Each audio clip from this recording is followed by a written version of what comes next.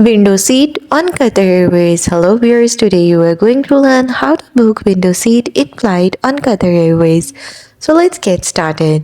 If you want to book a window seat on Qatar Airways flight, you can choose your seat online via the Qatar Airways website or their mobile application.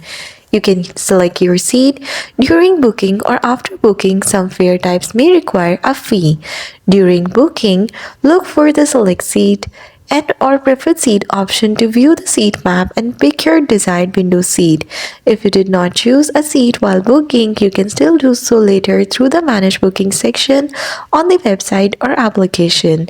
You will need your booking reference, PNR and last name to access your booking. Within your booking details, find the select seats or preferred seat option to pick up your seat.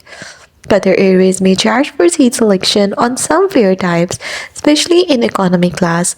And that's all. That's how you will be able to book your window seat in Qatar Airways.